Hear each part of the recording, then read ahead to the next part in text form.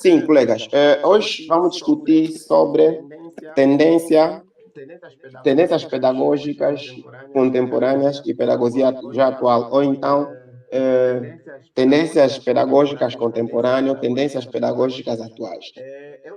Eu sei que vocês estão aqui a fazer um curso de agregação pedagógica, mas mais do que teorias, vocês precisam, o que vocês mais precisam aqui é a planificação, sobretudo, na prática. Mas eu sempre tenho dito, né, nas nossas aulas, a planificação será resultado de um processo de várias teorias que nós vamos discutindo durante o nosso curso. Por isso, podem ficar descansados. O nosso curso tem 9 módulos e em 9 módulos eu garanto que vocês vão sair daqui capacitados, com material suficiente para poderem enfrentar qualquer sala de aulas. Razão pela qual os nossos primeiros módulos todos são teóricos, para que quando nós formos à prática para falar de planificação, sobretudo, os colegas não terão praticamente nenhuma dificuldade, porque nós vamos utilizar dos conhecimentos que nós estamos a ter aqui para podermos realizar a própria planificação.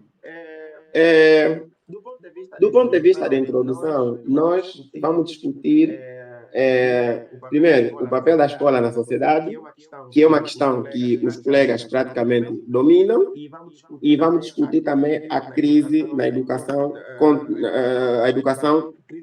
crise na educação atualmente. Qual é o papel da escola na sociedade? Primeiro, a escola, né, é uma instituição social que faz parte do sistema social, se assim posso dizer, e ela exerce um papel muito importante no que concerne a transmissão de valores sociais. Ela exerce um papel muito importante para transmitir quer valores sociais, quer valores culturais, quer valores políticos. Porque, se nós observarmos, a escola é uma instituição onde os pais confiam a educação dos seus filhos. Apesar de que o professor, na sala de aula, entende que a educação começa na base, a família tem que participar, a sociedade, mas se nós observarmos, hoje a escola acaba assumindo a responsabilidade quer da família, quer da sociedade e também a sua própria responsabilidade. Então, essa escola, uma vez que ela tem essa responsabilidade tão grande, ela também enfrenta desafios para poder acompanhar essa transformação de valores em função das transformações rápidas do próprio mundo moderno.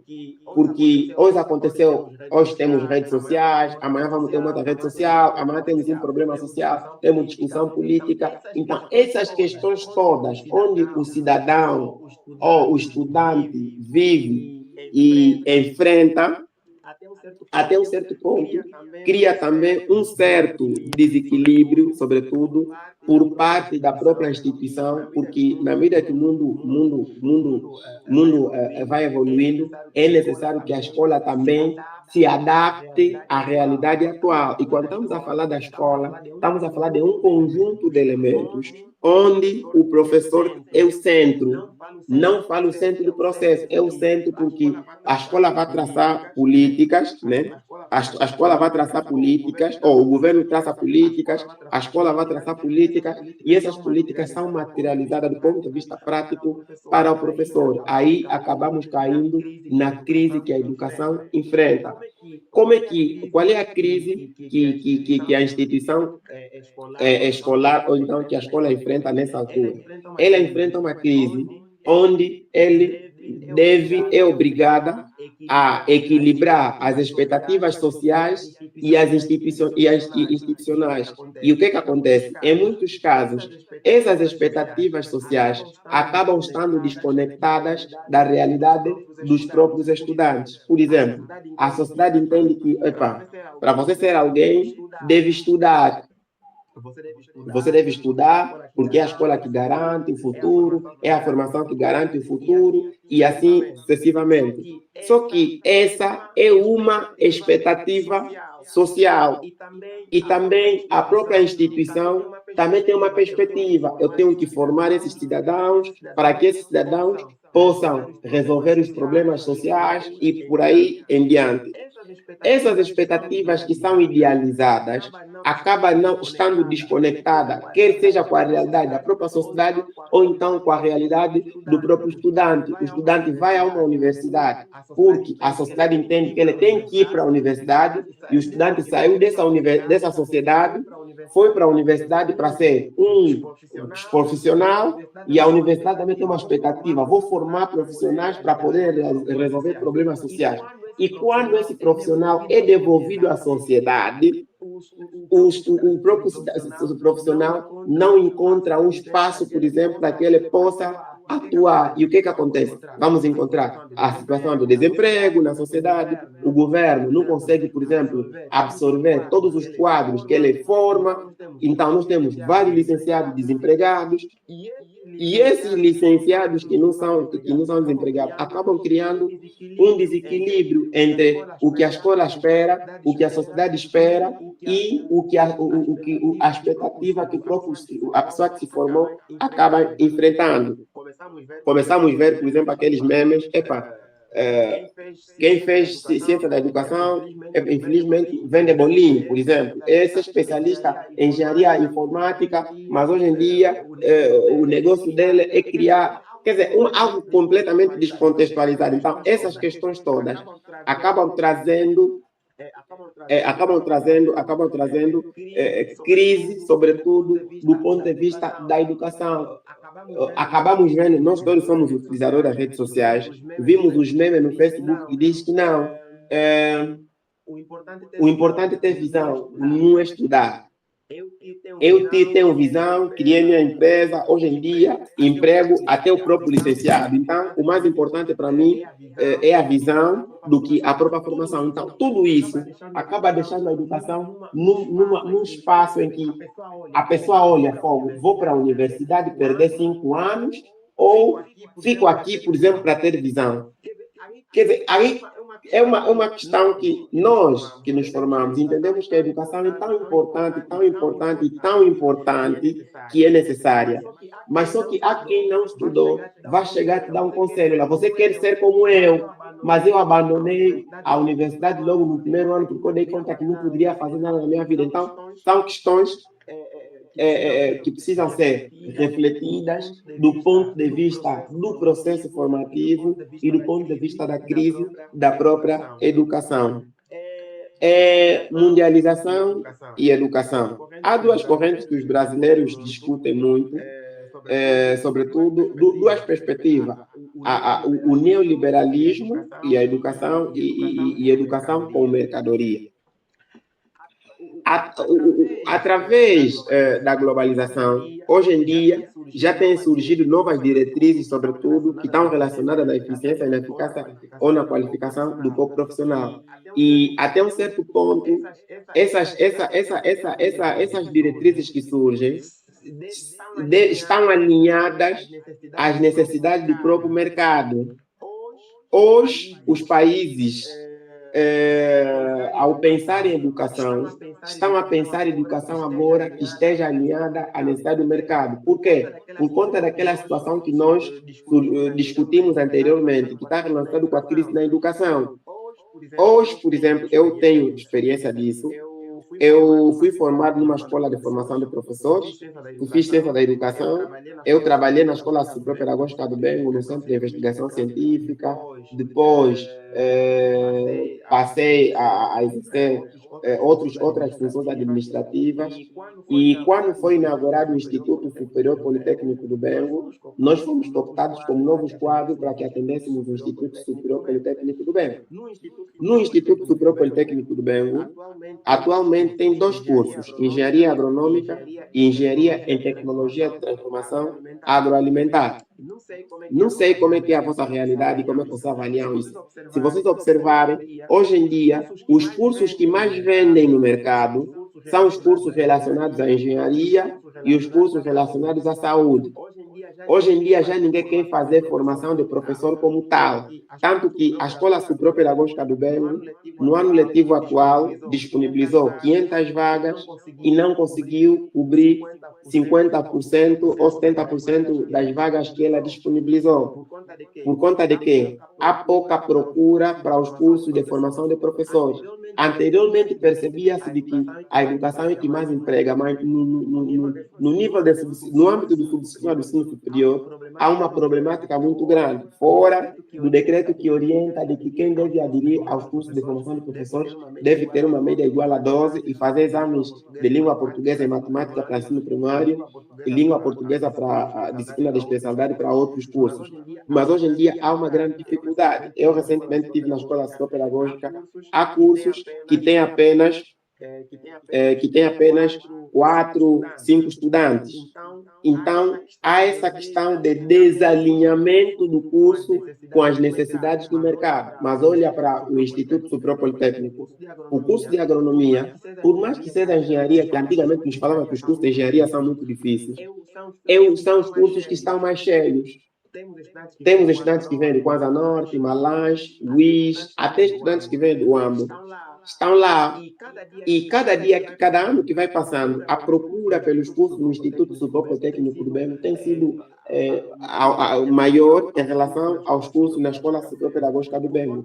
Por conta de quê? Porque hoje a política pública de Angola já discute a questão da redução das importações e a redução das importações, aumentar a produção local. E hoje em dia os jovens já estão a perceber de que o campo chega a ser muito mais importante do que trabalhar nos gabinetes. Então, do ponto de vista do neoliberalismo, está relacionado com essa questão. Em função da globalização, das necessidades do mercado, hoje em dia, as políticas públicas relacionadas à educação também estão a ser alinhadas de acordo com a necessidade do mercado.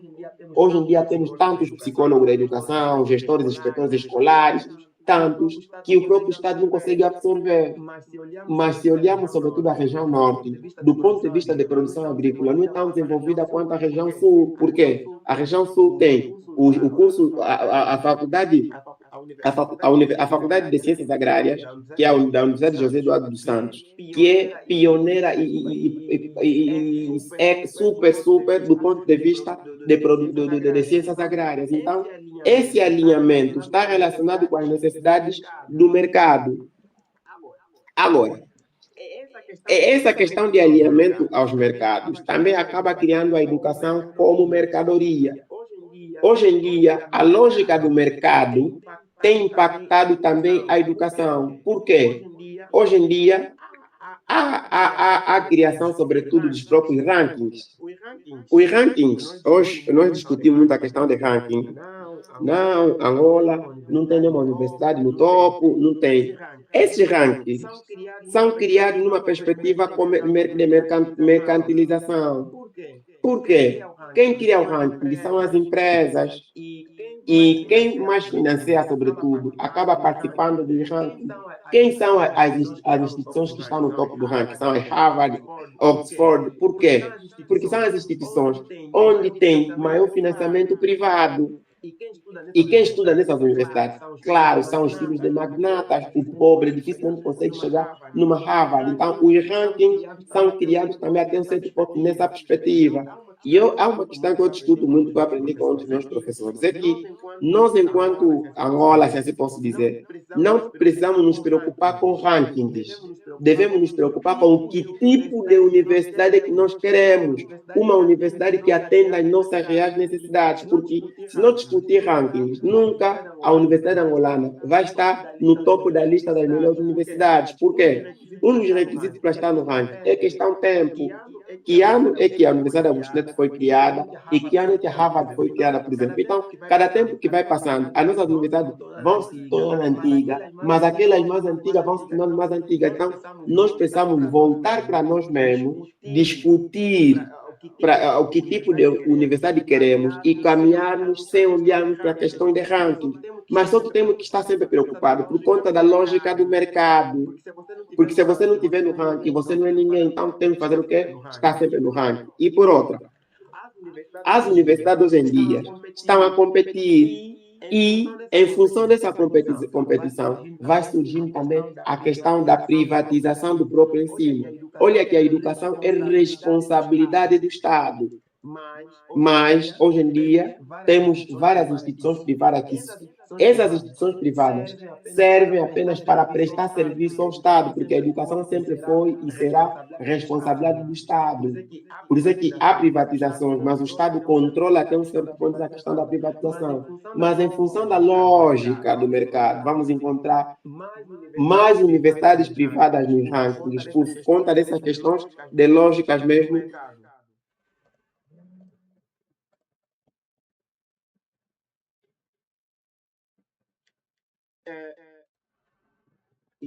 Acho que pararam de me ouvir, mas tenho que voltar por conta de que um dos meus dispositivos desligou-se. Mas consegue me ouvir, né, colegas?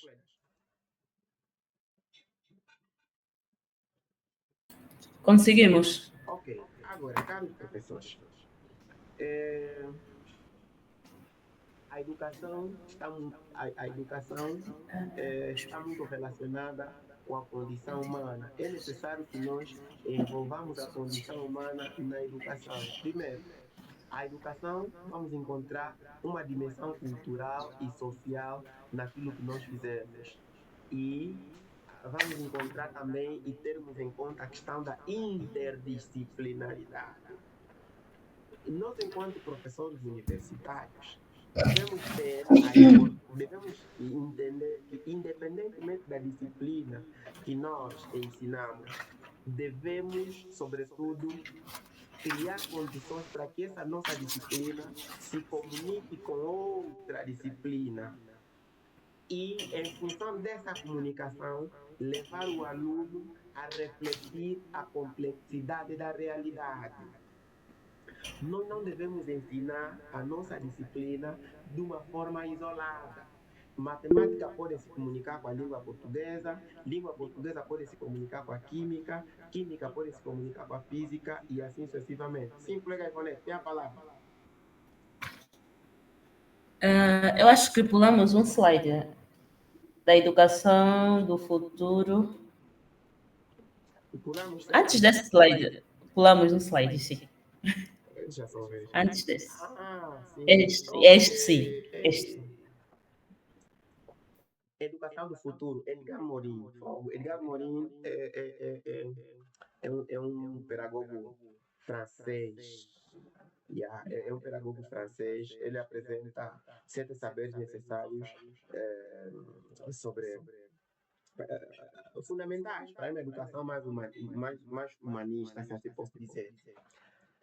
Primeiro, fala do conhecimento pertinente, onde ele discute de que a educação deve integrar, né, diferentes áreas de saber, que é para poder disponibilizar uma visão mais global e contextualizada. Nós devemos ensinar aquilo que eu estava aqui a dizer, a questão da importância da interdisciplinaridade. A educação deve integrar diferentes áreas de saber. Primeiro, muitos dos nossos estudantes discutem, nós também já discutimos uma vez dessas, né? Fogo, então estou a fazer enfermagem, então me dá mais língua portuguesa, essa língua portuguesa eu não preciso. Fogo, me dá mais inglês, eu não preciso de inglês. E outras disciplinas, por exemplo. Mas, na perspectiva de Mourinho, é necessário que a educação integre outras áreas do saber, para que o estudante possa ter uma visão mais global e contextualizada da realidade. Eu, por exemplo, fiz psicologia, mas o meu professor de filosofia me dava aula de filosofia como se ele estivesse a formar um filósofo. E olha aqui, hoje estou a discutir com vocês questões relacionadas à educação, mas eu consigo, por exemplo, buscar outras teorias relacionadas àquilo que eu aprendi também em filosofia. Eu fiz psicologia da educação, mas eu tive que ter, sobretudo, sociologia geral. Eu estou a discutir com vocês. Vocês podem até não perceber, mas eu, quando estou a discutir com vocês, eu também procuro buscar outro conhecimento que eu tive, por exemplo, em sociologia. É como se algo que não tem nada a ver, mas tem uma relação muito. Quer dizer, a princípio eu também não entendi a relação como tal. Mas hoje eu discuti com vocês e outros sítios em que eu vou discutindo.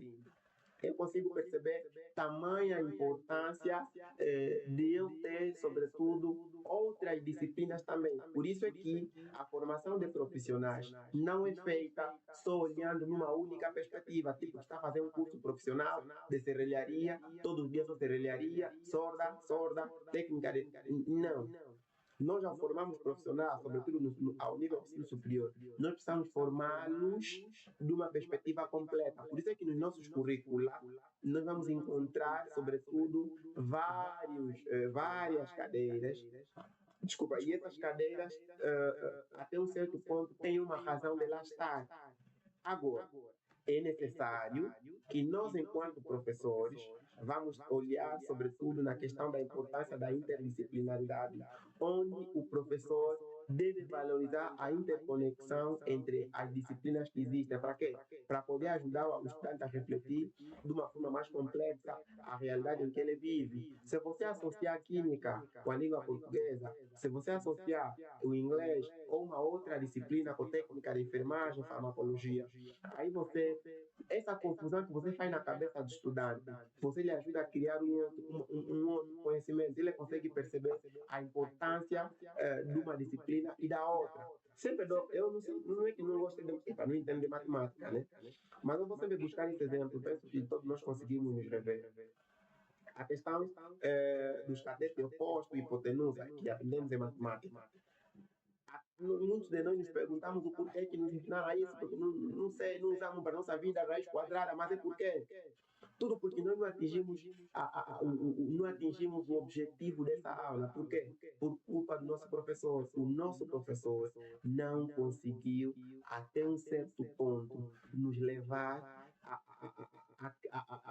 valorizar esse conteúdo, esse conteúdo a conseguir atingir significado na nossa vida. Só não atingimos significado na nossa vida por conta de que nós, ou os nossos professores, não conseguiram fazer atingir esse mesmo objetivo. Então, nós, enquanto professores, estamos aqui a discutir agregação pedagógica, devemos... Eu sei que é difícil. Podemos até pensar, não, é fácil falar. Eu sei que é difícil.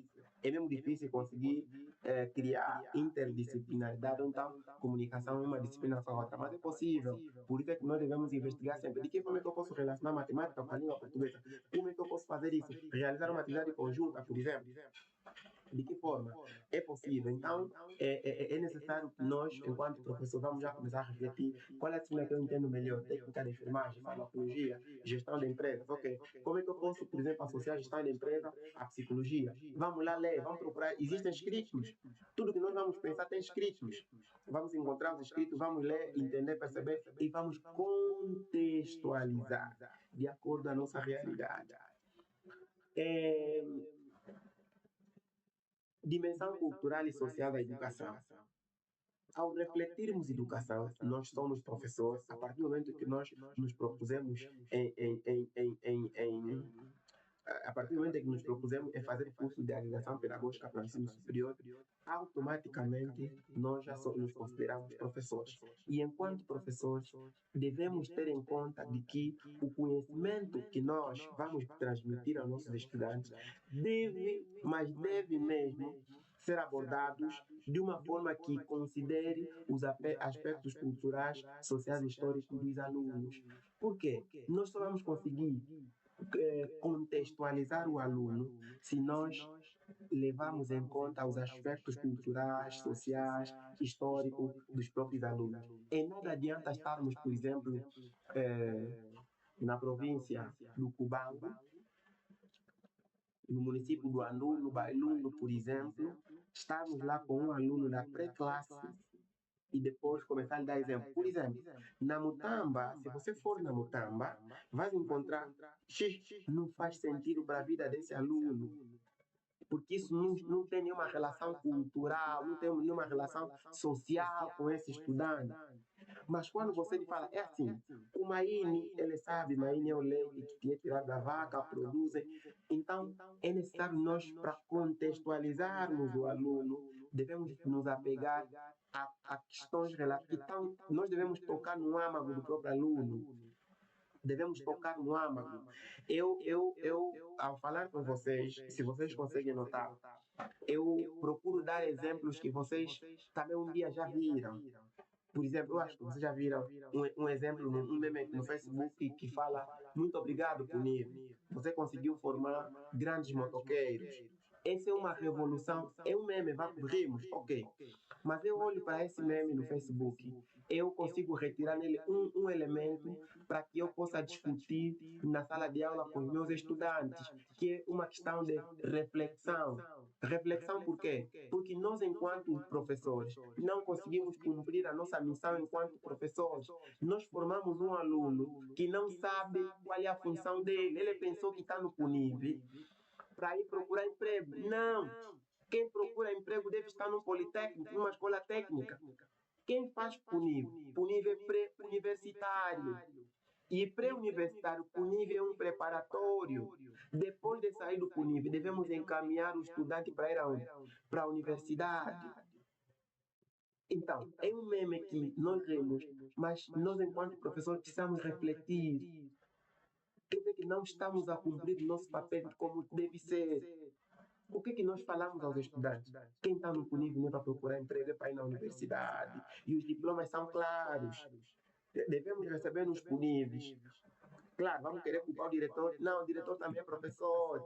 Devemos receber estudantes no PUNIV que têm 16, 15, 14, 16 anos. Quem está com 15 anos, 15, 16, até 17 anos, ele terminou o ensino médio. Então, 17 anos não vai procurar emprego, procura emprego com 18.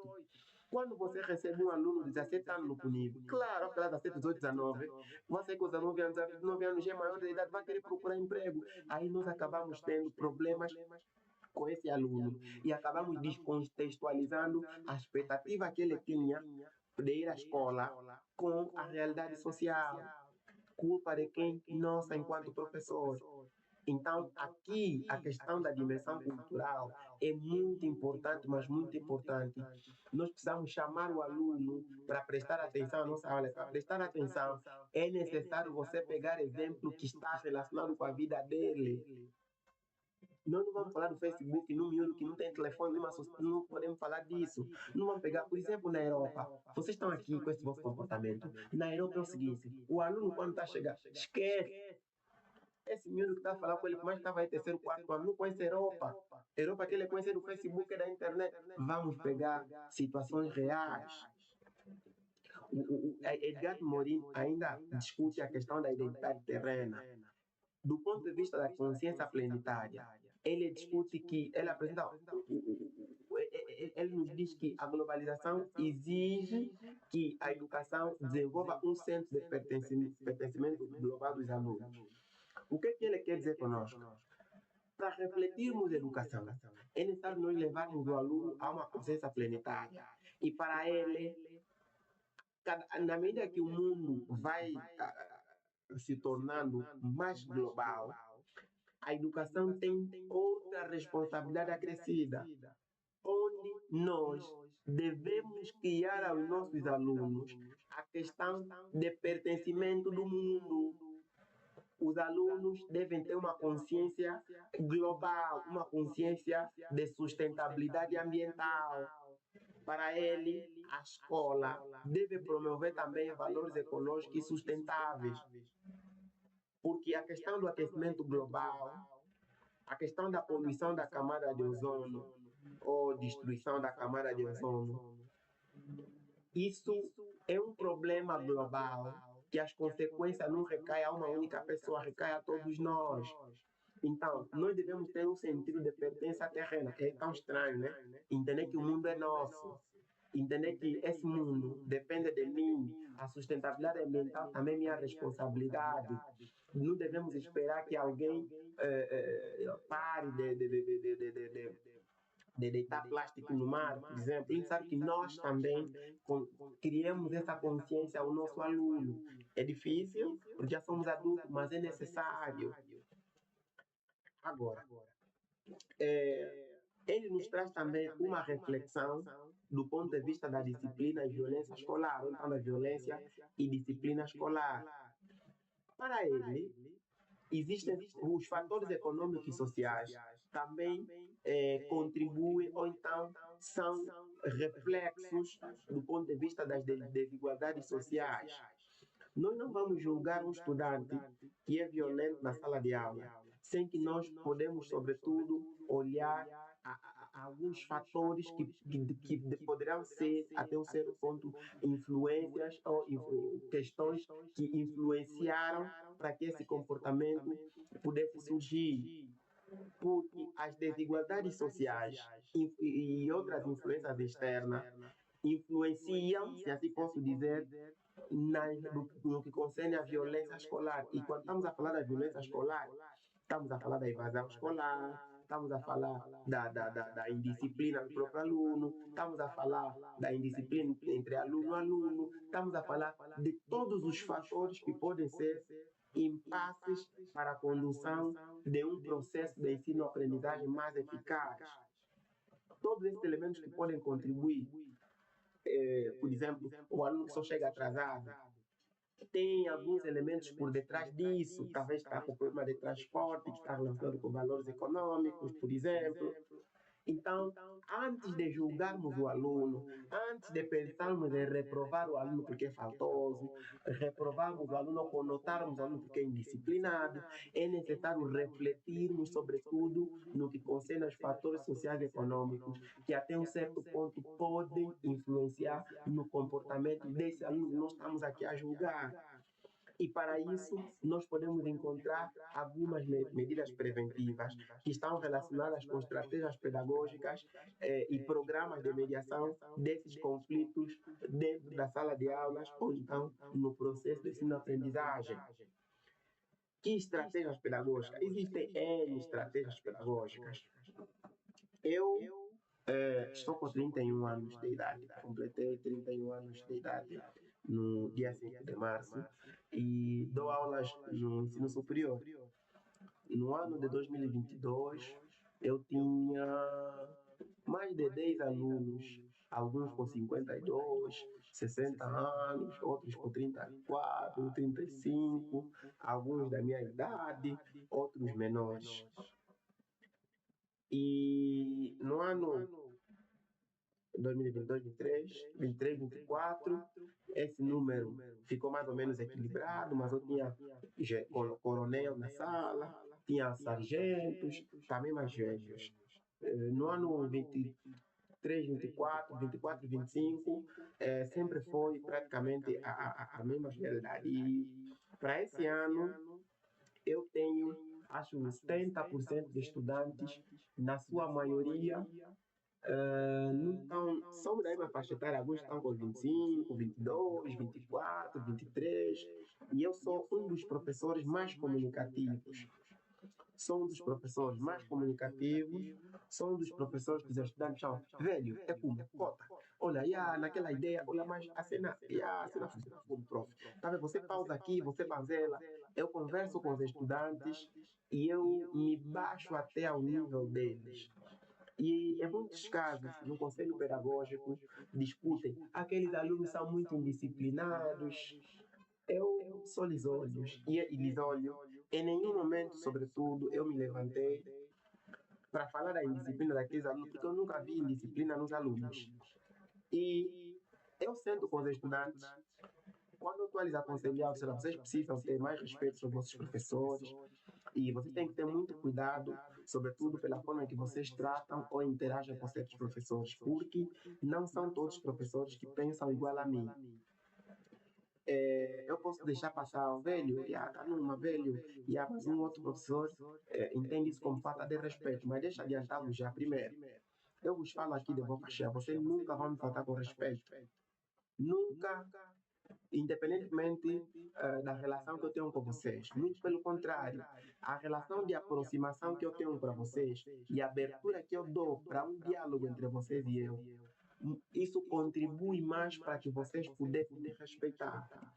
E é uma estratégia que eu utilizo de comunicação. Falamos em didática do ensino superior, a questão do feedback construtivo, da relação professor e aluno. Deve ser uma relação comunicativa. E eu me comunico com os estudantes. Olha aqui, eu negocio data da prova com os alunos. Caros alunos, é assim, no próximo no próximo mês, vocês vão começar as provas. Qual é a vossa perspectiva? Como é que vocês querem? A prova vamos fazer na primeira semana, na segunda, na terceira. Vamos aqui. Qual é a vossa proposta? Não, prof, eu penso que nós podemos fazer na terceira semana. Ok, tá tudo bem. Terceira semana, vamos aqui marcar. Será dia 16? Ok, dia 16, vamos fazer a nossa prova. Estamos juntos, né? Sim, então, sexta-feira será o dia da nossa segunda prova. Até aqui, dúvidas? Não, é melhor. Tá bom, prof, não tem marca, não tem marca. Ok, então, tá marcado. Por quê? O estudante faz parte do processo, ele é centro do processo. Você tem que lhe meter também a participar do processo, porque como é que você fica? Nós, quando éramos criança e somos responsáveis de casa, queremos cozinhar, perguntamos a nossos filhos, filho, qual é a ideia? Querem jantar aqui hoje? Por quê? Porque é uma comida que nós queremos cozinhar, onde eles também vão comer. Se eles também vão comer, precisam dar opinião. Então, o processo de ensino-aprendizagem também é assim. Devemos colocar os estudantes no centro e eles também devem participar desse processo. É uma estratégia pedagógica para poder mediar ou então evitar ou reduzir a questão de violência escolar. Quando eu converso com o estudante, eu vou conseguir perceber, vou abrir um espaço para que o estudante me confie e me conte também a vida dele, as dificuldades que ele vive. Em função da aproximação, eu consegui entender que tem alunos que vivem na província do Bengo. Afinal de contas, as famílias estão no Ambo. E às sextas-feiras, eles não vão para Luanda. Eles ficam aqui, só vão até no final do ano. Então, isso só foi possível em função da aproximação. E esse aluno vive aqui, às vezes encontrou um biscato para poder fazer, para poder se sustentar. Eu tenho que ter um cuidado ao avaliar esse aluno em função dessas questões todas, fatores sociais.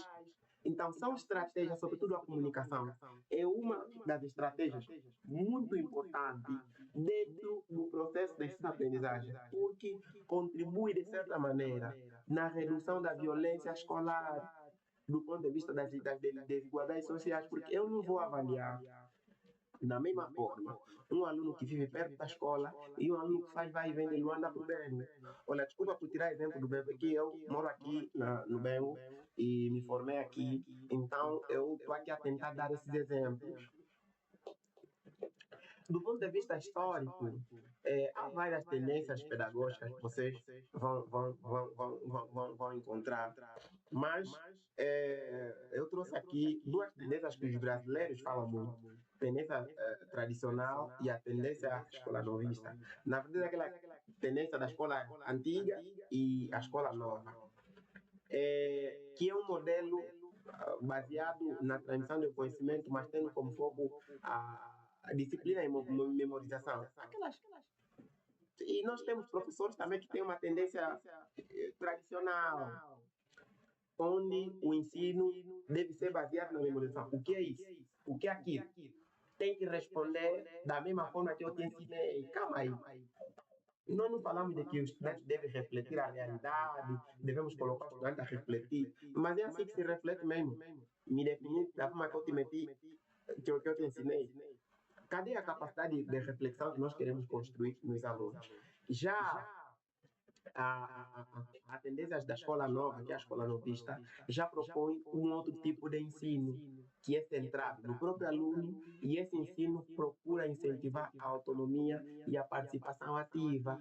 Aí nós falamos dos métodos, né, que nós podemos utilizar para ensinar. Podemos utilizar o método tradicional, onde o ensino é centrado no professor, que é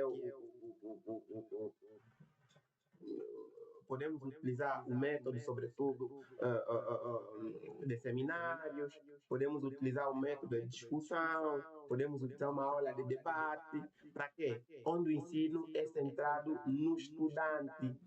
E se o ensino é centrado no estudante, isso vai incentivar a autonomia, onde ele vai buscar conhecimento e o aluno vai participar melhor.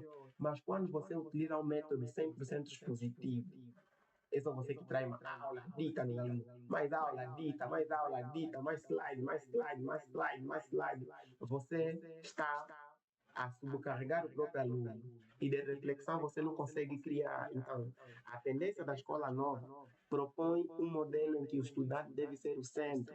Não perdemos nada quando nós pegamos um aluno, trouxe aula, apresenta e o professor simplesmente vai discutir aquelas questões mais complexas. A outra tendência tecnicista, que também é uma tendência que está relacionada na objetividade. A tendência tecnicista procura reproduzir conhecimentos científicos. Como é que eu posso dizer? É uma tendência que foca na ciência e na objetividade. É um tipo de educação, né, que enfatiza a reprodução do conhecimento científico e a eficiência do ponto de vista da aprendizagem. Que tipo de exemplo posso trazer para essa perspectiva tecnicista? O centro de formação profissional. O centro de formação profissional tem uma perspectiva tecnicista. E você vai para aprender eletricidade, foste mesmo lá para aprender eletricidade, esquece que te ensinam língua portuguesa. Não. É uma tendência técnica. Você está lá para sair técnico. E vai sair técnico de mão de obra para fazer. Ninguém vai, por exemplo, fazer um curso de tubagem para ser chefe de equipa que reflete política, não. Ele vai lá para ser um técnico mesmo.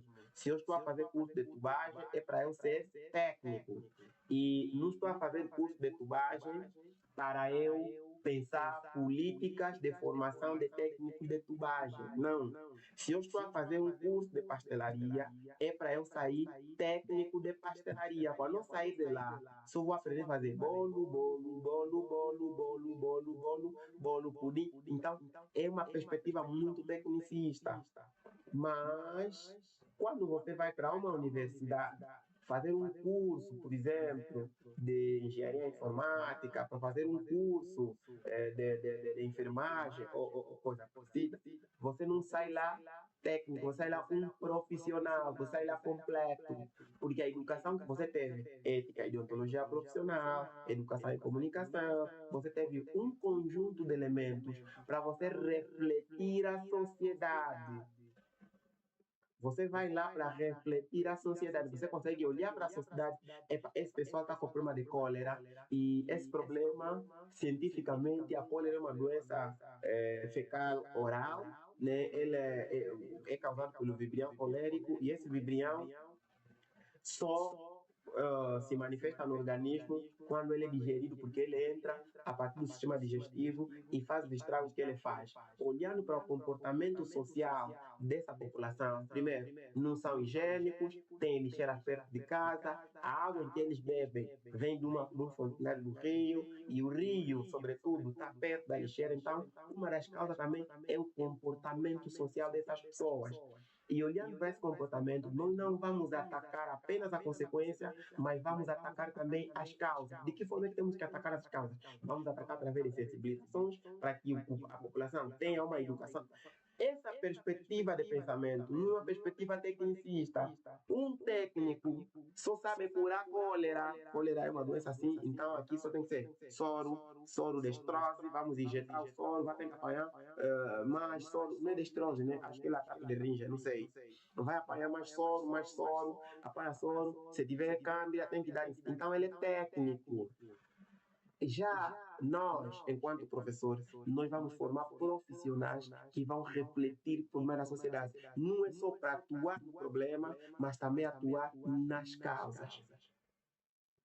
E como eu falava da tendência tecnicista, é uma perspectiva que olha para a educação ou forma para o mercado de trabalho, só prepara os seus alunos para atender às demandas do mercado. Queremos formar que é serralheiro, ok? Hoje em dia está na moda, tem que fazer curso de gente de segurança no trabalho, tem que fazer curso de tubagem, soldadura industrial, porque são os cursos que hoje em dia as indústrias estão a pedir muito. Então, essa é uma tendência tecnicista. Não é que é importante, mas numa determinada perspectiva. Os nossos alunos que nós vamos formar na universidade, nós estamos a formar alunos que vão responder problemas sociais, vão ter que refletir a sociedade.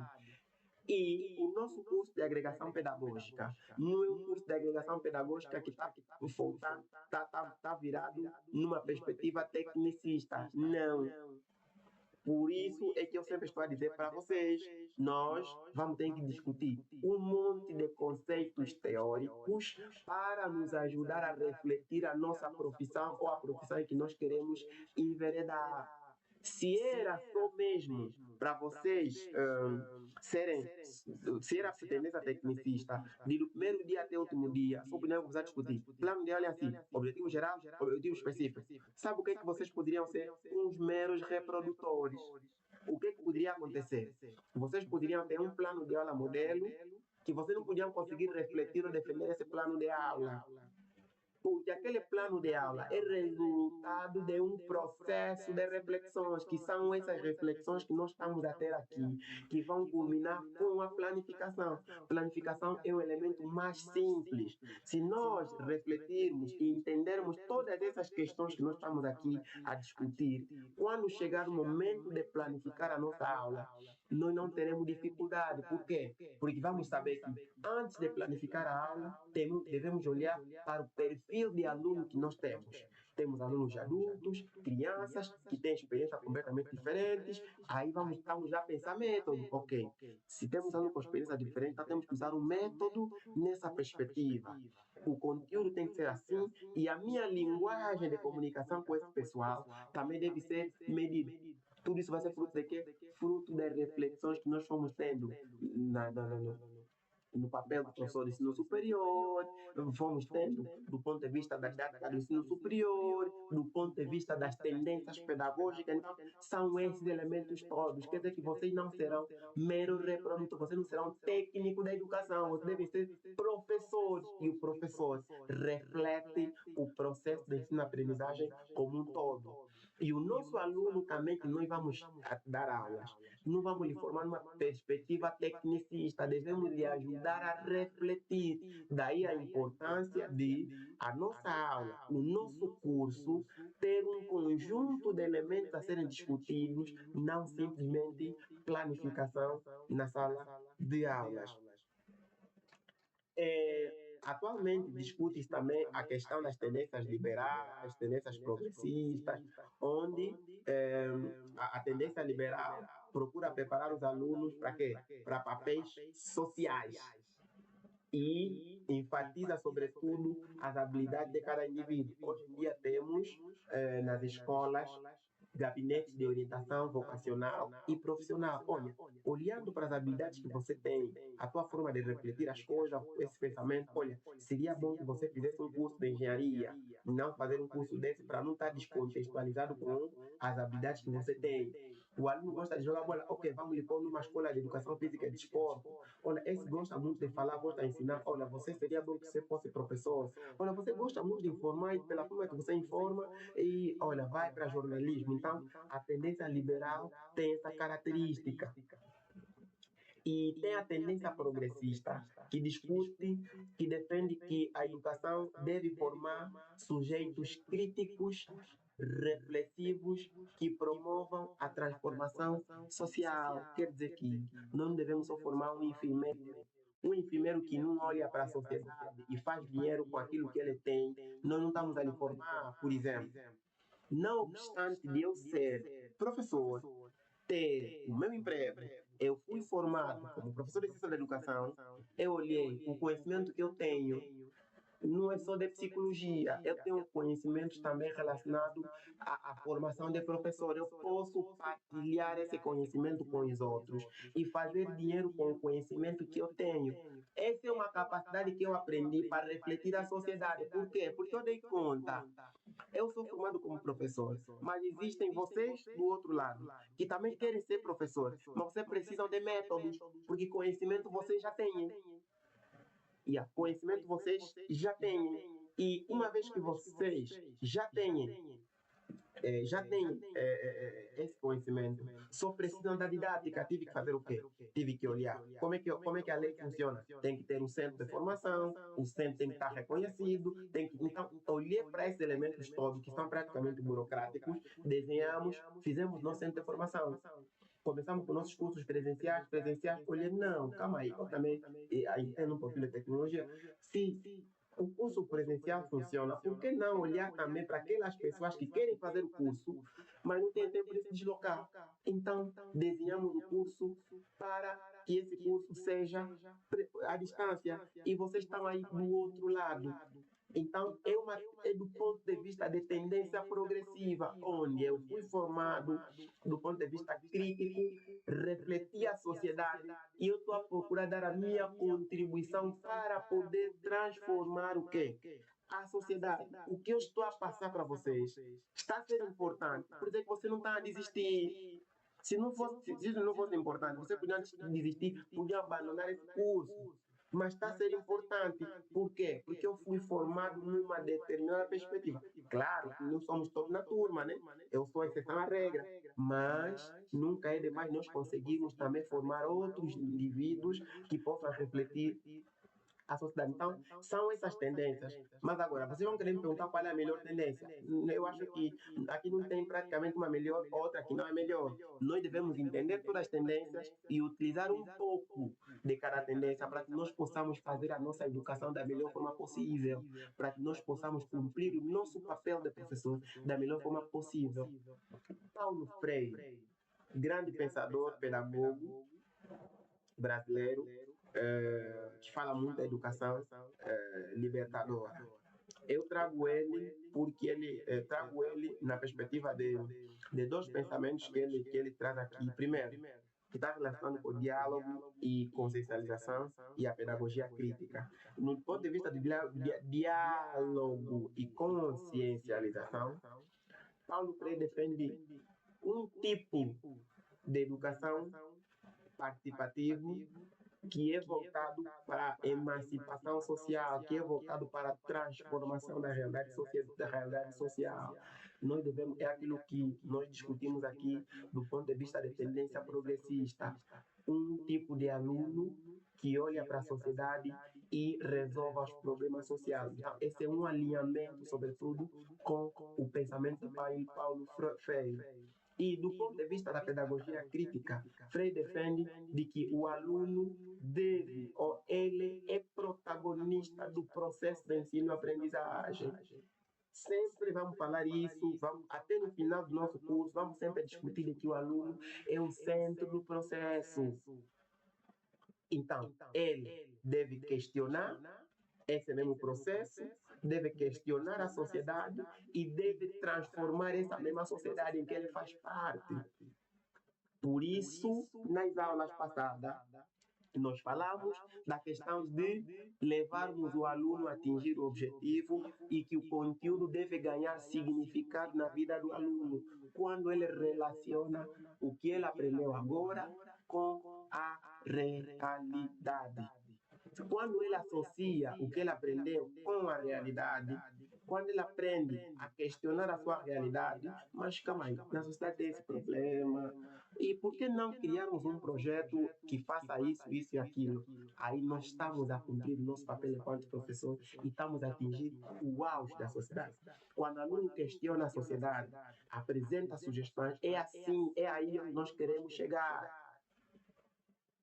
Vamos olhar, por exemplo, para a questão das ciências da saúde, que você forma um aluno, tudo na simulação. É assim, a febre, quando tem febre, tem que tomar dipirona. Quando tem dor nos ossos, tem que tomar diclofenac. Quando tem baixa carência, tem carência de vitamina C, tem que comer cenoura ou tem que dar vitamina C. Tudo não faz de conta. Agora ele aparece um aluno, eu estou a sentir que quando eu falo, parece que a veia do peixe estica. Essa é uma situação que não aprendeu na sala de aulas.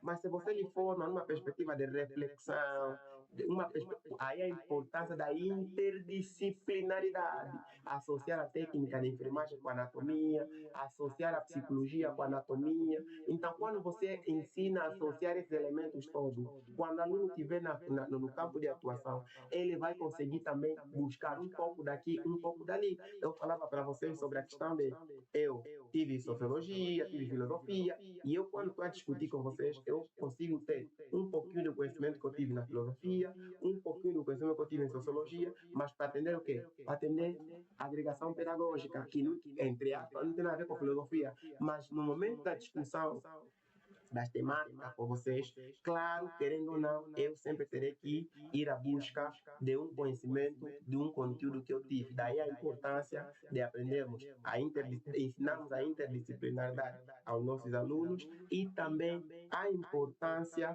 de as disciplinas se comunicarem e o aluno ser formado na plenitude. Muito obrigado, caros colegas, por me ouvirem, mas obrigado mesmo. Aqui tem thank you. Graças, obrigado. E estou ao vosso dispor para eventuais dúvidas.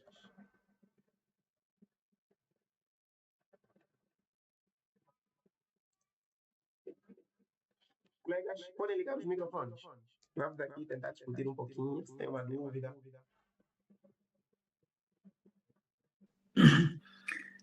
Sim, bem, serei o primeiro.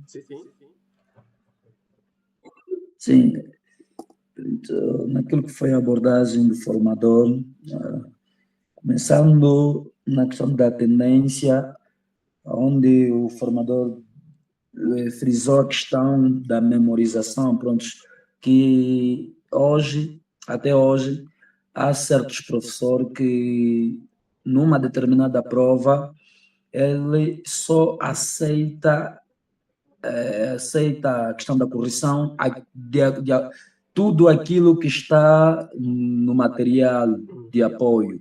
Hoje há professores que não aceitam, ou seja, há professores que não deixam com que o aluno reproduza o conhecimento. E mais agravante que eu vejo, tem aí certos colegas, é que os colegas têm formação pedagógica, foram formados na escola de formação de professor, pode ser se calhar no ensino médio e muito mais. E eu fico tanto quanto embasbacado com esta situação. Como é que, professor? Converso, às vezes, com alguns estudantes, dizem, olha, o professor só aceita mesmo na questão da memorização. E isso não é saudável. Agora, o outro ponto tem que ver com, o professor também frisou aqui, a questão das políticas, nesse caso, as políticas públicas ligado, nesse caso, à educação. Hoje, praticamente, o próprio Estado, digo isso, é que tem banalizado aquilo que é a educação. Se nós olharmos para outra geografia, que outros países, aqui principalmente a China só se tornou potência, não é porque ela tem tantos recursos naturais, mas sim apostou na formação, na mão de obra. Assim, Cuba, praticamente os cubanos, professores cubanos, é que começaram aqui com a formação superior, muitos deles nas mais diversas universidades, institutos e faculdades, são os cubanos, e assim também nos hospitais, nesse caso do país. Então, apostou e investiu muito. Só que eu vou um pouquinho naquilo que é a questão do orçamento geral do Estado, na distribuição das cotas. Nesse caso, se queremos queremos atingir, nesse caso, o desenvolvimento, aqui, quando falamos do desenvolvimento parte do desenvolvimento, primeiro, desenvolvimento econômico para o desenvolvimento humano. E todo esse processo parte na formação de quadro. Por isso, quando o Estado vai dar 6% para orçamento, 6% para a área da educação, é insignificante.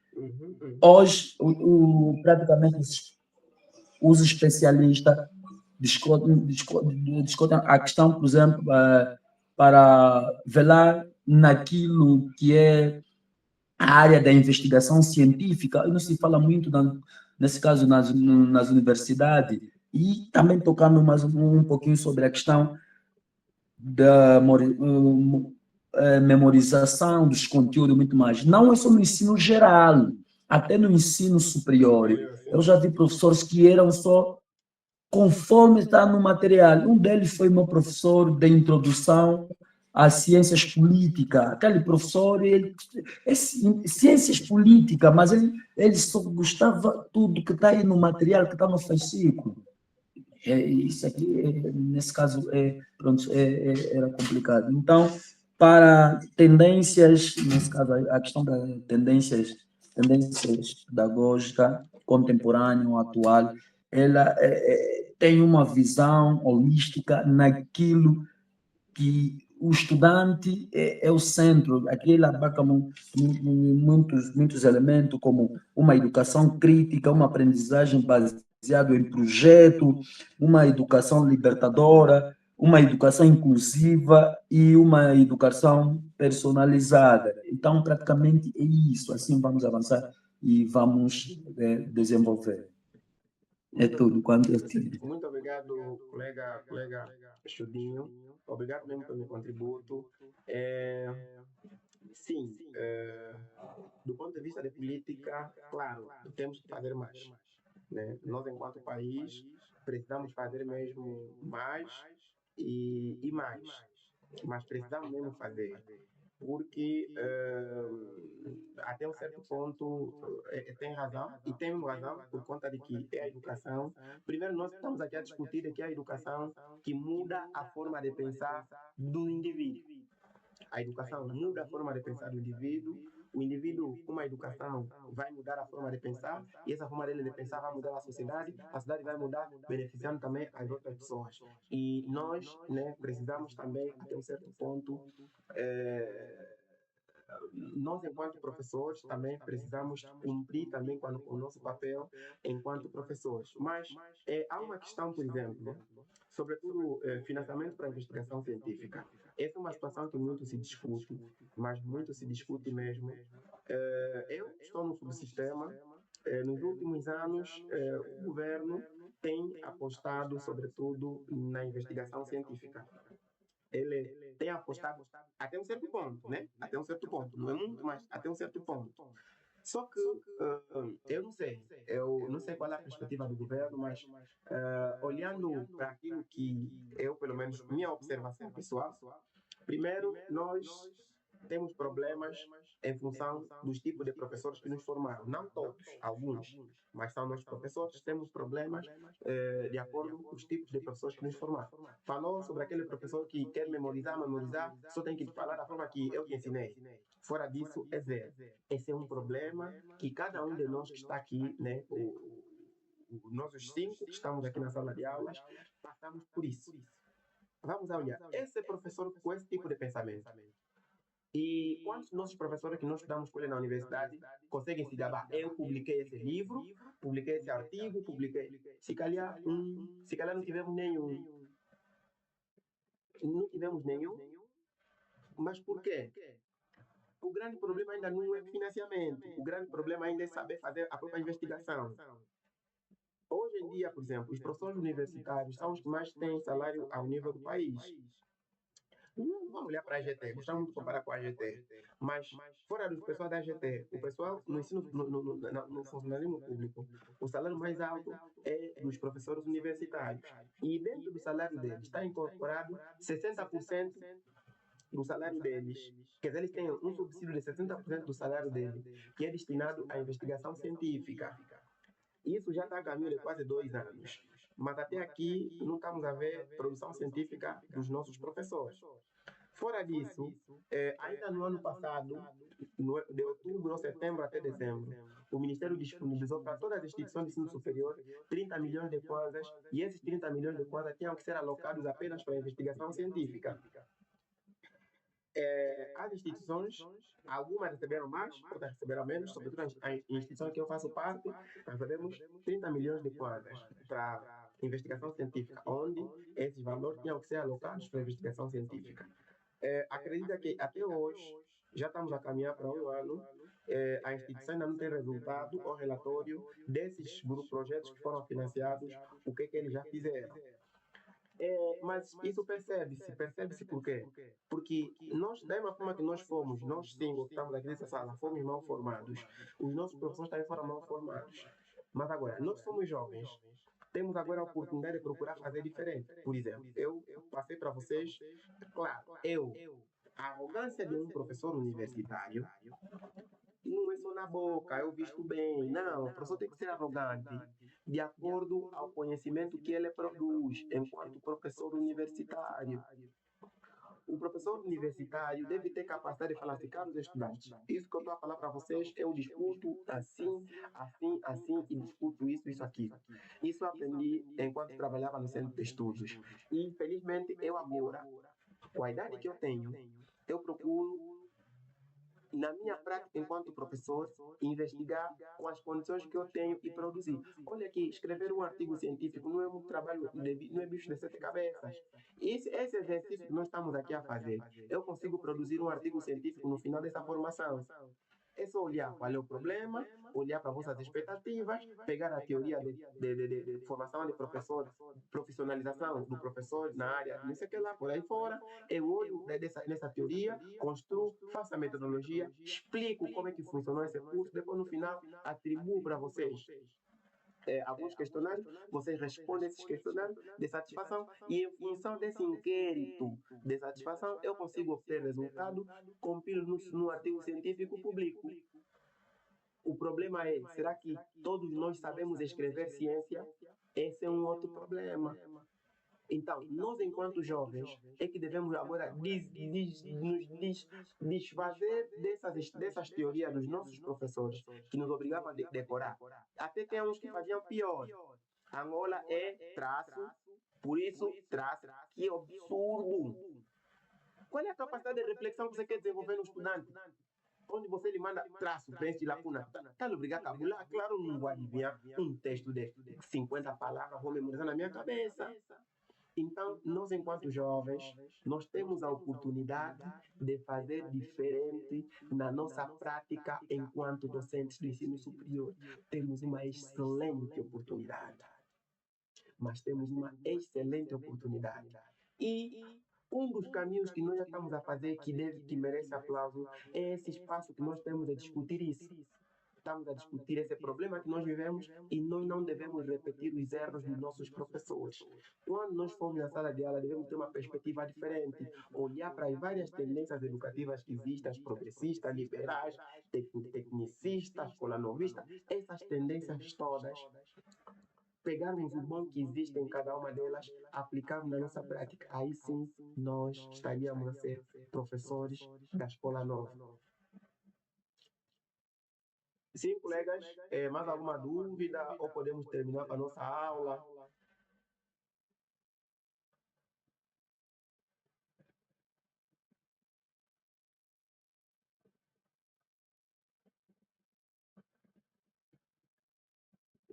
Colegas, podem ligar os microfones para ver se tem alguma dúvida ou podemos terminar com a nossa aula e na próxima aula discutirmos o outro tema. Sim. Formador. Sim.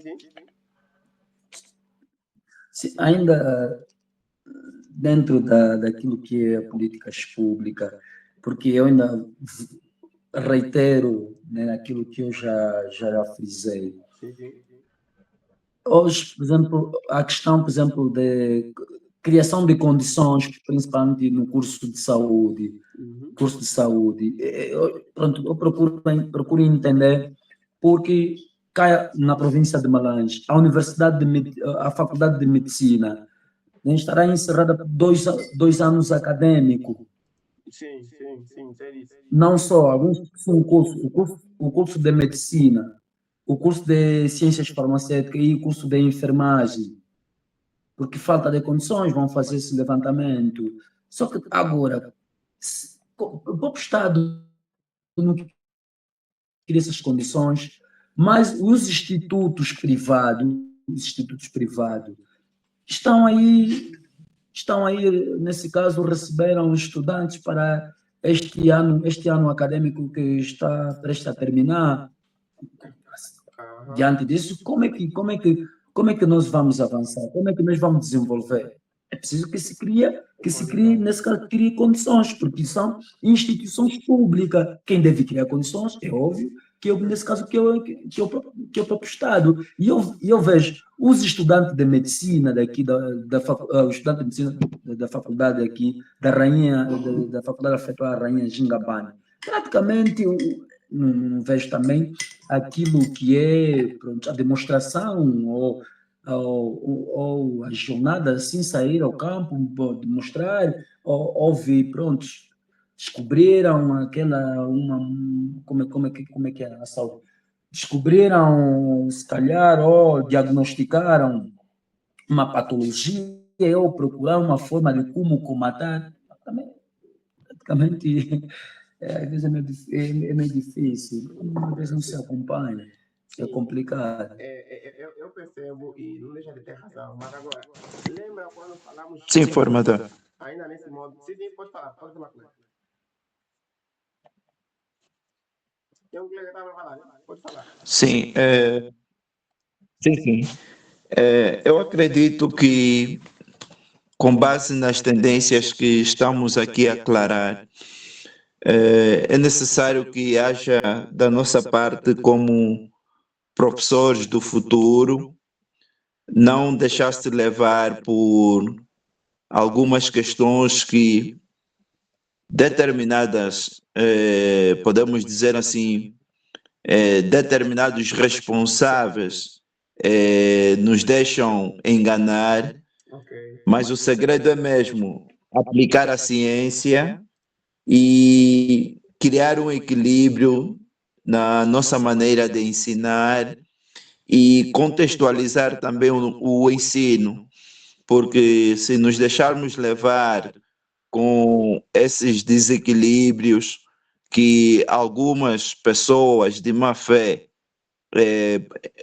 incluem no ensino, então nós deixaremos de poder aplicar as tendências na sua melhor maneira possível. Por exemplo, conforme o formador estava a explicar sobre o pensamento de Freire, então, se nós seguimos, né, aquela ideia da pedagogia crítica, nós vamos não só simplesmente fazer com que os nossos alunos ou os nossos estudantes possam ser protagonistas do processo de ensino e aprendizagem, mas na réplica daquilo que eles vão aprender e levar à sociedade, então nós vamos ter mudanças, querendo ou não, na sociedade em geral, que podemos dizer, começando com o próprio nosso país, que é Angola. Então, a ideia é mesmo criar um equilíbrio, contextualizar a nossa maneira de ensinar e o resultado nós poderemos ver na própria sociedade. Muito obrigado. Ok, muito obrigado. É isso que eu estava para dizer, quase que tirou-me a palavra da boca. Quando o aluno é mal formado, falam que culpa é do professor. Mas o professor não vos ensinou isso. Mas a escola não apresentou condições. E é aquilo que o colega acabou aqui de dizer. É necessário que nós, enquanto professores, façamos a nossa parte e bem. É necessário que nós, enquanto professores, façamos a nossa parte e da melhor forma possível. Porque se não fizermos a nossa parte da melhor forma possível, o que é que vai acontecer? Nós também vamos acabando cumprindo mal os objetivos que desenhamos para a sala de aula e acabamos destruindo também aquele que nós nos predispusemos a formar. E olha aqui, falou aqui algo muito interessante e importante, que é a questão dos cursos que estão a ser fechados, mas as faculdades privadas receberam. Ainda nessa aula, hoje falamos da educação como mercadoria. Essa questão não é só Angola. Em quase todo o mundo, a educação é olhada como mercadoria. Não estou a falar da questão da qualidade da educação. É olhada como mercadoria porque, hoje em dia, a educação agora está a ser muito mais privatizada. Está como se fosse responsabilidade do privado do que responsabilidade do próprio Estado. Quem é o dono da universidade? Quem é o reitor da... Já conseguimos refletir até que ponto A faculdade pública não recebe, mas a privada recebe. E essa privada quem é o dono? Vamos conseguir, se nós virmos mais a fundo, vamos encontrar o dono. Então, essas questões de globalização, como tudo, o sistema social em si, influencia até um certo ponto no que concerne também a própria educação. Felizmente, está a fechar esses cursos para quê? Para que as instituições se reorganizem, para que eles voltem a abrir. Ok, graças a Deus, o próprio governo conseguiu entender que, afinal de contas, nós temos formado também técnicos com pouca qualidade em função das faltas de condições nos próprios laboratórios ou então nas próprias instituições. Então, ele próprio criou um instrumento de avaliação para poder avaliar a si e aos privados para fechar esses cursos e voltarem a abrir quando tiverem as condições. Aqui já é um aspecto que nós devemos também louvar por parte das instituições, do próprio Ministério e do Governo, porque afinal de contas acordou, olhou numa situação em que ele não tem olhado e ele procurar mudar. Agora, o que é que nós devemos agora aqui esperar ou pressionar? É ver resultados, porque a Faculdade de Medicina fechou em Malásia, tem que voltar a abrir. Como? Se reorganizando. E quando abrir, nós temos que estar lá para fazer também esse pensamento, inquirir se temos condições ou não. E falou muito bem um colega sobre a questão da educação crítica e libertadora. Não vamos, tipo, não querer acudir ou olhar a culpa, mas se nós, vamos lá olhar, será que os nossos governantes, será que eles não pensam um pouco para a educação pelo facto deles também não terem tido uma educação que lhes faz refletir a sociedade como tal? E se nós formarmos um quadro que deve olhar na sociedade, deve se comprometer com a sociedade, porque os que nós vamos formar vão ser os futuros ministros. Então, se nós lhe formamos só no comum, aquele aluno que te paga para provar, estamos a formar um futuro corrupto. Mas se você lhe ensinar, eu recebi um aluno, prof, em função da relação que nós temos, ele foi aberto. Prof, por favor, olha, eu estou a ver aqui mesmo, está muito difícil mesmo. A cadeira de física, matemática, está mesmo duro, prof. Eu sei que tu é muito fixe, me ajuda só, nem que eu tiver que pagar, prof, por favor. Eu agradecia, eu vou pagar meus profs, nem que fosse 50 mil, só para poder aprovar. Era no meu semestre, eu disse, meu caro, tudo bem? Esquece mesmo, esse teu pedido, esquece, eu nunca vou te atender esse pedido. Nessa altura, a melhor forma que eu tenho que te ajudar, ainda bem que você veio falar comigo muito cedo, logo nas primeiras aulas, você precisa se concentrar, o professor é pago para te ensinar. Quando você não entender, ele pergunta na sala, lhe pergunta mais, até que você entender. Se você não entender, lá fora lhe segue, porque lhe pagam para isso. Outra ajuda que eu tenho que te dar é, vou te orientar os estudantes que podem te ajudar a entender a disciplina. Fora disso, esquece. De lá para cá, o rapaz nunca mais falou comigo. E, felizmente, eu estava a conversar com um dos colegas dele. Fomos assim falando e eu perguntei, como é que está o estudante fulano e tal? Não, ele está bem, deixou cadeira? Ele é bem eficiente, não deixou cadeira. Eu disse, uau, valeu a pena. O conselho que eu dei ao meu estudante valeu a pena. E ele conseguiu aprovar. E aprovou bem. E os colegas lhe têm como referência. Por quê? Porque ele me tinha como salvador dele. Só que, infelizmente, eu, que sou o salvador dele, já lhe apresentei a minha indisponibilidade. E ele olhou já, infelizmente aqui o Cota não vai me ajudar. Eu tenho que se virar. E se virou. Ele agora é referência para os colegas dele. Imagine, por exemplo, que se eu também falasse, tá fixe, eu vou falar com o meu colega para pelo menos te dar pilha, que é para você aprovar. Se eu falasse isso. Então, nós precisamos formar os nossos alunos e tudo que nós fizemos, algo que nós vamos discutir aqui e eu preciso passar aos colegas. Existe ensino sem aprendizagem e aprendizagem sem ensino. Vou diferenciar isso porque o ensino sem aprendizagem acontece quando o professor vai para ensinar e o aluno não aprende mesmo. Quando o professor não usa metodologias adequadas, técnicas adequadas, aí vai surgir o ensino sem aprendizagem. E quando é que acontece a aprendizagem sem ensino? Primeiro, quando o professor vai na sala de aulas e o aluno aprende uma coisa que ele não queria ensinar.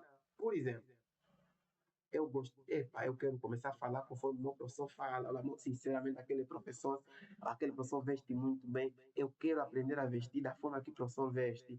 Fogo, o meu professor trata bem as pessoas. Sinceramente, eu aprendi, afinal de contas, devemos tratar bem as pessoas. Você, aluno, aprendeu a tua forma de ser, sem você ter a intenção de lhe ensinar. Então, quando nós cobramos o dinheiro ao nosso aluno, para ele aprovar, tem que pagar, por aí fora, ele vai acabar aprendendo também o lado da corrupção. Mas você não está lhe ensinando a ser corrupto. Você não está lhe ensinando a ser corrupto, mas a tua atitude acaba lhe ensinando. Então, a nossa função enquanto professor transcende o facto de só ensinar na sala de aulas. Então, nós podemos acabar ensinando questões que nós não esperávamos que o nosso aluno aprendesse.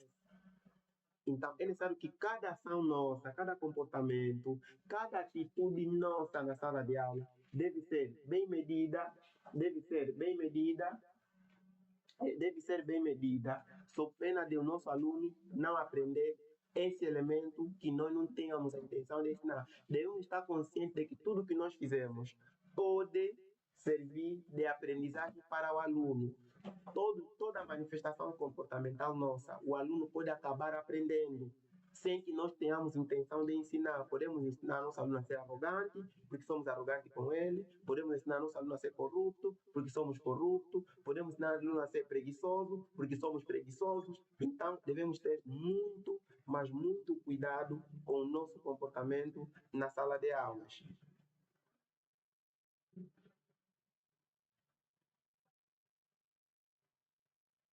Sim, colegas, tem mais alguma dúvida? Estou a gostar da aula de hoje. Temos muitas contribuições. Tem mais alguma dúvida? Muito obrigado, colega Délito. Sim, formador. Sim. Sim, pronto. Um pouquinho aquilo que o colega Délito frisou. Eu só pude perceber. Eu praticamente não estou naquela que não deve, como docente não deve-se fazer à parte, não. E pronto, também já tivemos, nesse caso, bons professores até. Okay. Eu até me questiono, às vezes o professor está aí preparado, o professor está aí, ele às vezes tem ministrado bem as suas aulas e muito mais, do ponto de vista da teoria. Só que eu aqui costumo, eu abordei na questão, porque a formação é um investimento. Sim. Um investimento. Então, para que haja esse investimento, tem que se investir. E, principalmente, das condições, nesse caso, de trabalho. Principalmente das condições, nesse caso, das condições de trabalho. Se queremos ter uma educação, uma formação adequada, até temos os professores lá, mas o lado que tem se falhado muito é a questão das condições. Sim. As condições, às vezes, sim. Principalmente as condições, os cursos de engenharia e muito mais. Há curso de engenharia, você vê, há instituições que não têm um laboratório de informática. Aqui, se for um curso ligado à engenharia de informática, ou um curso similar, não tem, às vezes. Então, essas condições, porque aqui nas tendências, praticamente, fala a questão, por exemplo, do uso das tecnologias digitais, e recuando um pouquinho para o ensino geral, houve promessa, sim, houve promessa da ministra na questão, por exemplo, na cedência, no ensino primário, a questão do uso dos tablets. Hoje, mesmo no ensino superior, ainda temos estudante que chamamos de analfabetos modernos, que não entendem nada de informática. Eu estudei com muitos colegas assim, jovens, que não entendiam nada, só sabiam ligar o computador quando é uma aula prática, que tínhamos cadeira ligada ao investimento, sim, projeto de investimento, mas o colega nem sabe trabalhar, nem já o básico do Word, nem Excel. Sim, tem Como é que razão. fica? Tem razão.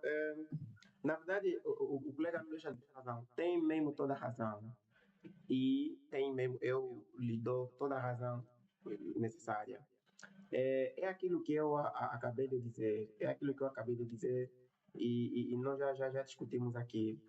Nós, enquanto professores, devemos fazer aquilo que, até um certo ponto, como é que eu posso dizer?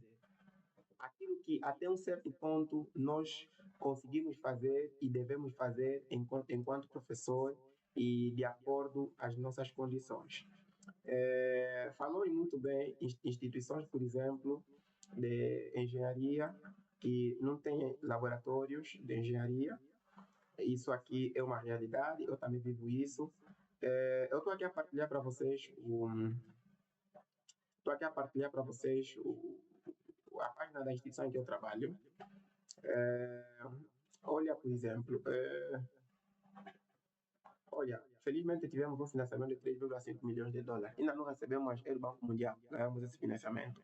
Mas o que eu quero falar para vocês não é muito essa questão do financiamento. Eu quero apresentar para vocês. Nós não temos laboratório, não temos nenhum trator, e os meus colegas estamos a formar estudantes para engenharia agronômica. A instituição, no âmbito das relações que ele tem com outras instituições, procurou criar parcerias com outras instituições para que os estudantes de agroalimentar pudessem ir nos laboratórios dessas instituições e desenvolverem as suas práticas. Só que os estudantes, o curso de agronomia, os meus colegas entendem que tem que ter trator, tem que ter não sei o quê, por aí fora. Eu, olhando para o meu papel enquanto professor, comprometido com a educação que sou, entendi fazer o quê? Entendi criar um projeto.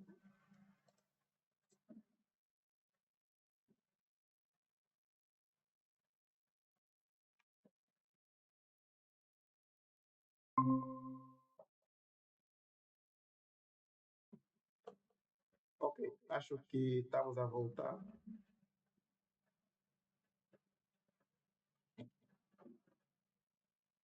Ok, como eu ia dizendo, eu entendi criar um projeto. Entendi criar um projeto onde eu podia interligar a minha disciplina de metodologia de investigação científica com outras disciplinas, no sentido de levar os estudantes a praticarem com as condições mínimas que nós teríamos. Criamos, desenhei um projeto com os alunos, felizmente funcionou. Estão aqui os alunos a fazerem prática, porque nós estamos a formar agrônomos, estamos aqui a fazer práticas e fazendo práticas, porque o que nós queremos é formar um engenheiro prático. Estamos aqui a fazer práticas de agronomia com os próprios alunos, tivemos que procurar apoio com enxadas, eu tive que dar iniciativa. E essa iniciativa, felizmente, conseguiu mexer com a própria instituição. Afinal de contas, era só alguém começar. Começamos e, felizmente, apareceu um trator, mas é trator não nosso, de apoio. Então, para nós, enquanto professores, só precisamos cumprir com o nosso papel como deve ser enquanto professores. Cumprir com o nosso papel enquanto professores. E, sendo assim, nós estaríamos a não deitar ou a parar de deitar culpas a outra pessoa. Sim, tem mesmo culpa, tem. Sim, tem mesmo culpa. É necessário que o governo invista, é necessário que faça aquilo, precisa fazer mais, em função do que já se tem. Mas só que não tem. E nós somos os professores que acabamos ficando já com toda a responsabilidade. Então, há necessidade de nós, enquanto professores, procuramos nos reinventar. É necessário que nós procuremos nos reinventar. E se reinventar é olhar para o que nós temos, a oportunidade que nós temos. Estão aqui os alunos, esse foi o primeiro dia que eles estavam aí a fazer a capina, que pensaram que fosse uma brincadeira. Mas hoje em dia eu estou a escrever um texto onde eu falo sobre extensão como método de ensino. É uma obra que eu estou a escrever e até outubro eu penso publicar. porque não tem como publicar tão rápido por conta de que os alunos ainda estão no processo de formação e até que as culturas terminarem, aí sim eu poderei já ter os resultados relacionados a esse processo de pesquisa que eu praticamente desenvolvi com os estudantes. Mas está ali. Isso aqui foi no princípio. Fizemos isso no princípio e os diagnósticos superficiais que eu tenho feito até aqui, onde eles estavam no processo de sementeira, fizeram praticamente tudo isso. E os diagnósticos que eu tenho agora feito, que são os superficiais, dão conta de que tem tido resultados positivos. Já as sementes estão aqui já a brotar, estão aqui a brotar. Então, nós, enquanto professores, só precisamos fazer bem o nosso papel. Vamos só cumprir aquela responsabilidade que nos deram. Vamos cumprir a responsabilidade que nos deram, vamos cumprir e bem a responsabilidade que nos deram, para que amanhã não sejamos chamados de culpados, não falar que você não sabe nada, por isso é que só reclamam.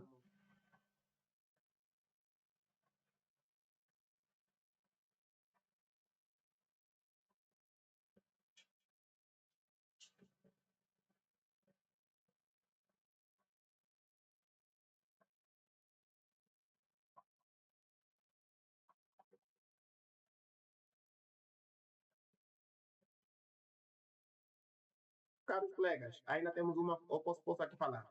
Tá bom, para concluir, colegas, amanhã, ou melhor, na próxima aula, vamos falar sobre elaboração e gestão de projetos de extensão universitária. Vamos falar sobre elaboração e gestão de projetos de extensão universitária. Acho que já coloquei o material à disposição, penso que vai estar disponível amanhã. Já baixamos de hoje. Acho que o material vai estar disponível amanhã, que é para os colegas baixarem, para que possam ler. Mas, todavia, esse é o tema da próxima aula e espero que tenhamos um bom debate saudável, tal conforme de hoje. Estou muito feliz com a presença dos colegas na sala. Sim, colegas, como eu ia dizendo, vamos discutir amanhã, na próxima aula, sobre elaboração e projetos de extensão universitária, que é elaboração e gestão de projetos de extensão universitária, que é esse painel que está a aparecer ali. E espero que tenhamos um debate idêntico ao que tivemos hoje. E não sei se os colegas têm mais alguma coisa a dizer. Se não tiver mais nada a dizer, podemos encerrar com a nossa aula e nos vermos na próxima aula. Sim, formador. Sim. Pronto, na verdade, eu acompanhei a primeira edição e havia, nesse caso, 3 formadores, mais 2, com o formador terceiro.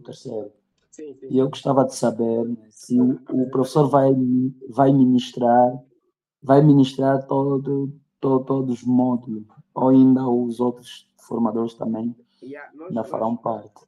Nós tínhamos 3 formadores.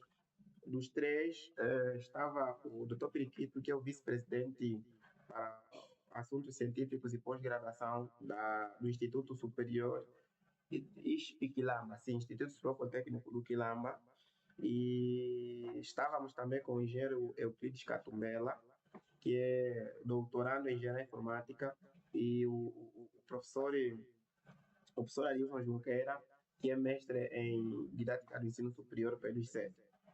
Acontece que, ao longo da caminhada, o engenheiro, o professor, o doutor Periquito, que é o vice-presidente para assunto científico, ele está meio subcarregado e apresentou indisponibilidade por conta de que ele está viajando muito. Acho que ele está à procura de parceria ou coisa parecida, porque o instituto deles foi um dos que, em Luanda, foram aprovados todos os cursos relacionados à saúde. Então, para além disso, eles tiveram algumas recomendações para melhoria, porque daqui mais 2 anos vai se avaliar as instituições para ver se melhoraram ou se baixaram de avaliação. Então, ele está inserido numa comissão para que possam aumentar, se assim posso dizer, a qualidade dos cursos que eles tinham. Já o engenheiro Euclides Catumela, ele também é professor da Escola Pedagógica do Bem, só que está na reta final da defesa do seu doutoramento e ele está a terminar o doutoramento na Universidade da Beira Interior. E aí ele também pediu mil desculpas para que ele não fosse enquadrado aqui na segunda edição por conta dessa questão da idade do tempo. Agora, o professor, possivelmente nós teremos, não sei, até aqui me garantiu que nós estaríamos com o professor Junqueira, apesar de que ele está a preparar lá na escola pedagógica, vão realizar a escola pedagógica do Bengue e a escola pedagógica do Quarta Norte consorciaram-se para realizarem a 5ª Conferência Internacional de Extensão Universitária. E quem está encabeçada na comissão científica, a conferência vai começar em outubro, só que o evento começa agora, então eles estão aí atrás de parcerias e com outras instituições, mas ele garantiu que estará conosco. Penso que na próxima aula faça a missão recordar para saber qual é a resposta dele, porque ele disse que estará conosco nessa edição. Então, caso ele esteja conosco, está tudo bem. Se ele não estiver conosco, vamos avançar mesmo assim. Talvez ele pode participar de uma formação gratuita, porque para além desses cursos que nós temos, realizamos também seminários relacionados à educação de forma gratuita, que é para poder ainda capacitar os professores, porque o conhecimento deve ser partilhado mesmo. De todas as formas, de uma ou de outra, deve ser sempre partilhado. Então, ele pode participar de um curso gratuito, que acho que recentemente realizei um, mas eu transmiti de forma direta na minha página do Facebook. Acho que houve por aí participação de 30 ou 40 pessoas gratuitas e nós também emitimos certificados, só que era um certificado 100% online, enviamos o certificado diferente desse vosso. O vosso certificado é físico. Ele é físico, não é assim a distância, conforme os outros certificados que nós temos emitido. Sim, colegas, temos mais alguma questão? Não temos?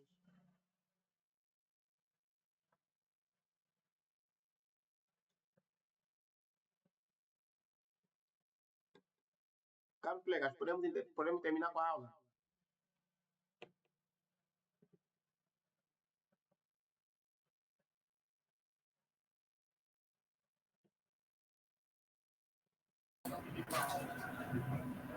Eu acho que é tudo por hoje. Ok, muito obrigado, colegas.